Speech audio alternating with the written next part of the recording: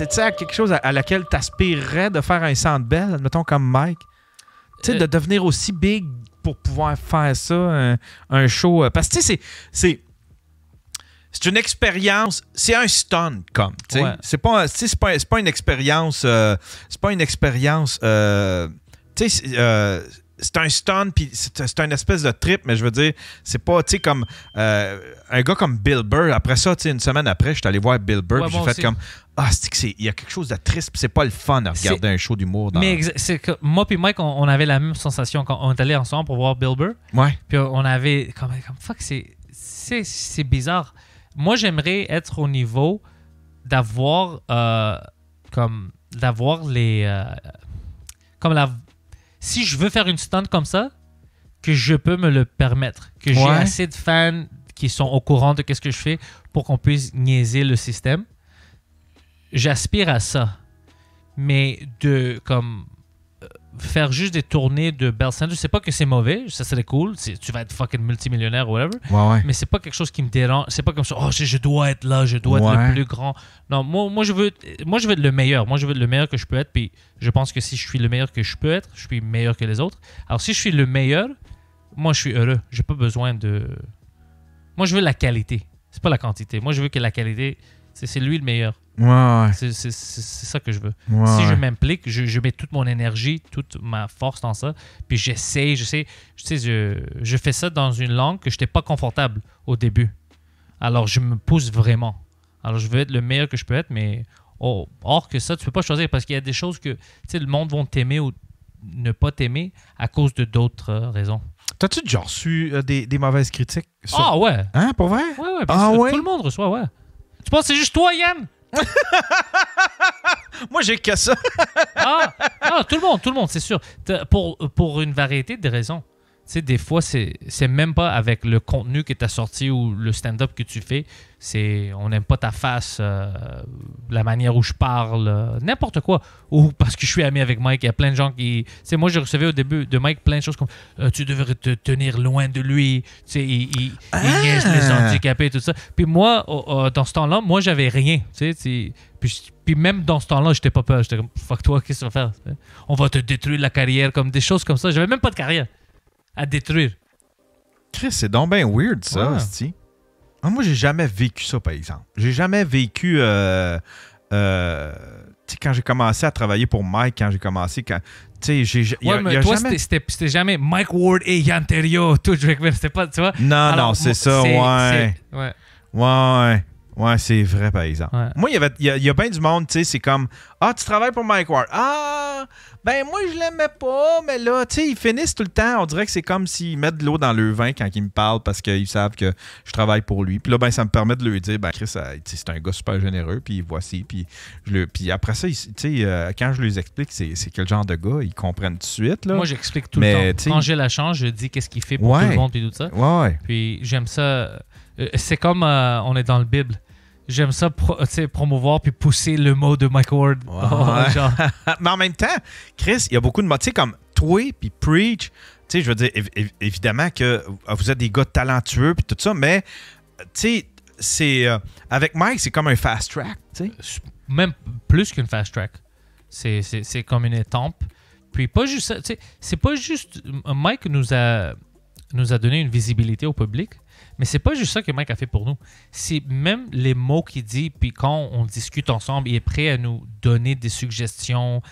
Si tu as besoin de quelque chose, Mike, je suis pas trop sûr, je devrais-tu faire ça? Il est prêt à te parler puis te donner comme du bon feedback. Mm-hmm. Ça, de quelqu'un comme ça, qui comme humoriste, moi je suis humoriste, d'avoir accès à une des meilleures humoristes, puis d'avoir accès à ce niveau-là, que lui, il est prêt à dire des choses, même si elles sont négatives ou positives, mais de vraies informations. Tu demandes-tu des fois des conseils? Oui. Même comme je te dis, maintenant, j'avais les choses, comme je suis trop impliqué dans les scripts, je dis, je perds-tu mon temps parce que je sais pas si les boîtes ici aiment ces deux concepts que j'ai. Ouais. Alors, j'ai appelé Mike, on parlait de quelque chose d'autre, puis c'est juste rentré dans la conversation, puis j'ai me rendu compte, je vais demander à Mike, je dis, ton ami, parce qu'il parlait de quelqu'un, est-ce qu'il connaît assez? Si je lui demande, est-ce qu'il peut me dire, il dit, lui, il est dans ça. Lui, il va dire, alors si tu veux, on peut se taper une meeting, puis lui va dire si c'est une bonne idée ou non. si tu continues, si ça va marcher au Québec. Alors, juste ça, j'avais pas quelqu'un d'autre à parler. Peut-être maintenant, au lieu de perdre mon temps pour 2 mois d'écrire toute une série, peut-être le gars va me dire « Ah ouais, c'est louche ou ça marche pas au Québec, perds pas ton temps. » Ou il va me dire « Fuck, ok, continue. » Quelqu'un va vouloir l'acheter. Mais si j'avais pas accès à Mike, qui d'autre que je peux parler qui a ces connaissances-là, que ça va être des vraies réponses. Parce que sinon, tout le monde va dire « Ah ouais, c'est cool, c'est fun, continue. » Mais des fois, c'est stupide. Tu devrais pas continuer. Alors, ouais, si j'ai besoin de quelque chose, je l'appelle. Et s'il peut m'aider, il m'aide. Moi, j'y demande jamais conseil. Mais dans ma tête, je fais tout le temps « Qu'est-ce que Mike ferait? » je sais pas si tu comprends, là, admettons, chaque décision que je prends, chaque affaire, chaque move que je fais, que ce soit au niveau du podcast, que ce soit au niveau humoristique, jamais j'y demande. C'est déjà arrivé 1 ou 2 fois que j'y demande des cues pour des affaires, mais vraiment rarement. Sinon, j'ai tout le temps peur de le déranger. Mais dans ma tête, je fais tout le temps comme qu'est-ce qu'il ferait Mike? Qu'est-ce que Mike ferait devant cette situation-là? Parce que Mike, il s'en sort tout le temps. Ouais, c'est ça. Mike, il surpasse des affaires. Mike, à chaque fois, je vais te donner un exemple. À chaque fois, des fois, admettons, soit pour des invités ou des moves qu'il faisait pour sous-écoute, moi et Michel, on se parlait et on faisait « Ah, je sais pas si c'est une bonne idée, je sais pas si c'est une bonne idée. » Par votre compte, c'était tout le temps une bonne idée. Ouais. Ça menait tout le temps là où est-ce que on n'avait pas pensé que ça allait. C'est pour ça que je te demande. Fait qu'à cette heure au téléphone, quand on se parle, moi et Michel, puis qu'on fait comme ouais, Chris, c'est un drôle de move. Moi, je ferais pas ça. Ouais, mais en même temps, Callis, il nous a tout le temps, prove wrong. Là, Callis, faut le suivre. Ça va être une bonne décision pareil. Garde. C'est pour ça. Okay, je l'appelle pas à chaque jour pour lui demander des choses comme ça. C'est juste quand j'ai vraiment quelque chose. Ouais. Puis c'est le seul personne parce que lui aussi, c'est motivation.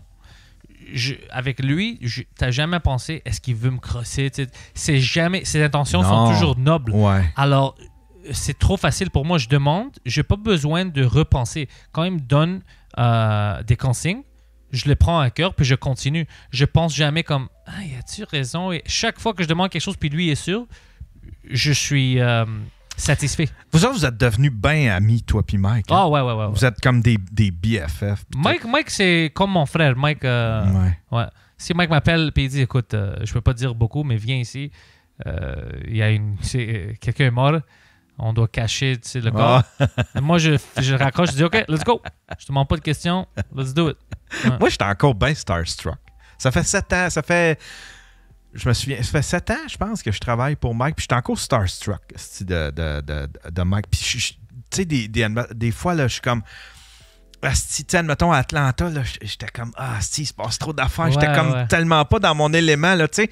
Lui, il est bien là-dedans, puis tout. Puis moi, je le suivais, puis là, j'avais l'impression d'être un fan qui avait gagné un billet pour suivre Mike, tu sais. Fait que là, j'étais comme partout, j'étais comme, OK, je vais prendre la chambre, mais tu sais, puis Jason aussi, il est de même, là, tu sais. Ouais. Puis, fait que j'étais encore starstruck, mais, puis tout le temps. Puis les meilleurs moments que j'ai passés avec Mike, c'est, tu sais, Mike, il me paye plein d'affaires. Tu sais, il me payait le lave-vaisselle ici, c'est lui qui me l'a payé. Il y avait un trou dans mes armoires, puis ça il tapait ses nerfs. Tu sais, pour lui, tu sais, Mike, il y a un toc, là, tu sais, là. Ça il tapait ses nerfs, fait qu'il m'a... un moment donné, j'ai reçu un appel, puis c'était une compagnie qui disait « Ouais, on s'en va vous livrer votre lave-vaisselle. » Ben, j'ai pas commandé de lave-vaisselle. « Ah ouais, non, mais c'est quelqu'un qui vous le paye. » Puis c'était Mike. Il m'a payé un lave-vaisselle. Il m'a payé plein d'affaires, mais les affaires que je retiens le plus, ou bien les affaires que... Le jet privé. Non, c'est ça. Moi, c'est quand... Moi, il y a 3 affaires qui m'ont fait triper avec Mike. C'est des affaires tellement simples. Un moment donné, c'est l'année passée, quand j'avais la COVID, il est venu ici, il a débarqué, il est venu me porter des trucs parce que je pouvais pas aller à l'épicerie, puis je pouvais pas... Fait que là, il m'a demandé, tu veux-tu aller te chercher des affaires à l'épicerie? Il est venu m'emporter. Puis là, avec sa blonde, il a fait comme une espèce de show avec sa Tesla qui chantait, puis qui les portes trouvaient, puis que les lumières, puis la musique de Noël, là. Calisse que... Ça, c'est une affaire, je vais me souvenir toute ma vie. Aussi, c'est quand c'est l'été passé, ou au début de l'été, random, on a invité Mike à venir faire. On a fait comme, hey, moi, j'étais avec Jer. Puis là, Mike est venu faire un podcast avec nous autres ici, random. Puis après ça, on a fait, hey, ça te tente de venir. On s'en va faire un show à Plessisville à soir. Puis il est venu avec nous autres. Puis je me sentais comme si je vivais. Un rêve? Ouais. Pourtant, j'ai fait sa première partie en Abitibi, puis tu sais, j'ai tout vécu ça. Mais le fait que de faire un petit bar avec Mike, là, c'est une affaire que je vais me souvenir toute ma vie. C'est un moment que, je sais pas, qui me revient tout le temps. C'est tout le temps des affaires bien spontanées, puis des affaires simples, là, que Mike, tu sais, qui fait que ce gars-là, c'est une super vedette. Ouais. Mais Chris, il vient avec nous autres, on part en char, on s'en va à Plessisville, puis on s'en va faire une soirée d'humour. On se saoule après ça avec la gang de Plessisville, puis on jase, puis j'avais l'impression de vivre quand Mike, admettons, faisait ses débuts dans les bars.